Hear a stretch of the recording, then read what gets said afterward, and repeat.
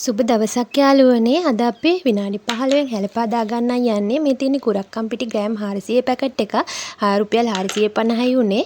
ඒ වගේම අවශ්‍ය වෙනම පොල්. මම පොල් ගත්තේ අපේ ගෙවල් වල තියෙනවනේ අඬු කෝප්ප.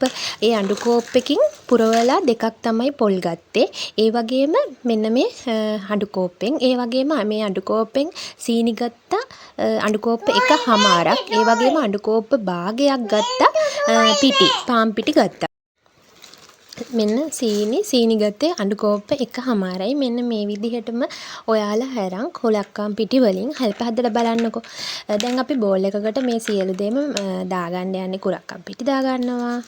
ඊට පස්සේ පොල් ටික දාගන්නවා. ගාගත්ත ඉනිට ගාගත්ත පොල් ටික. ඊට පස්සේ සීනි ටික දාගෙන පාන් පිටි ටිකත් එකතු කරගන්න ඕනේ.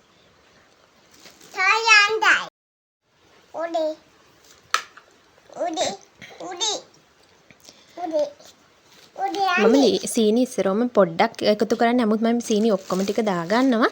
සීනි ටික පස්සේ රස අනුව තමයි එකතු කරගන්නේ. සීනි වැඩිපුර දාගන්න පුළුවන්. සීනි අඩුවෙන් කන්න කැමති අඩුවෙන් දාගන්න පුළුවන්. මේ හදන ප්‍රමාණය සාමාන්‍ය මට්ටමේ තමයි තියෙන්නේ. සීනි අඩුත් නැහැ වැඩිත් නැහැ. මේ විදිහට හදලා බලන්නකෝ.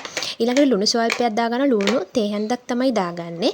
දැන් මේක වතුර වලින් අනා ගන්න ඕනේ. වතුර මම ගන්නේ වීදුරුවකින් උස වීදුරුවකින් පුරවලා එකක් තමයි වතුර දාගන්නේ මේ මිශ්‍රණයට. දැන් හොඳට අපි මේ ටික කලවම් කරගෙන ඊට පස්සේ වතුර ටිකින් ටික එකතු කරගෙන මේක හොඳට අනා ගන්න ඕන.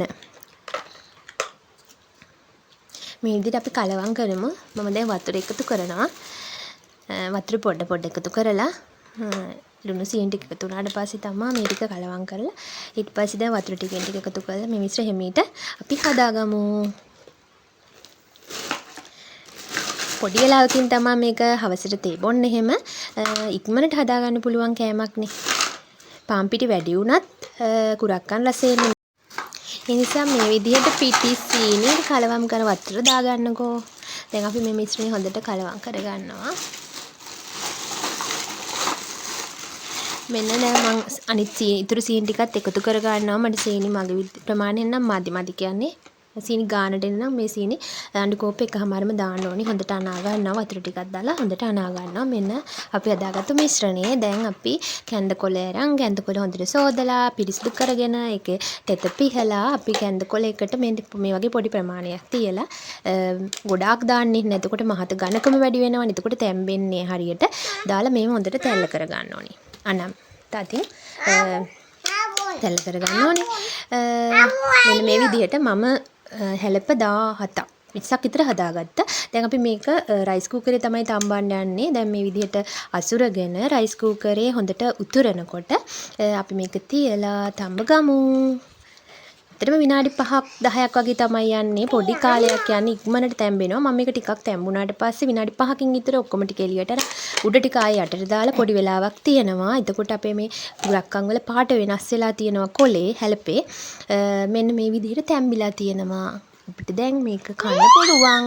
අපේ හැලප හදලා ඉවරයි. මෙන්න මගේ අවසානයේ හැලප ටික බලන්නකො හදලා කාලා බලලා හරිම රසයි.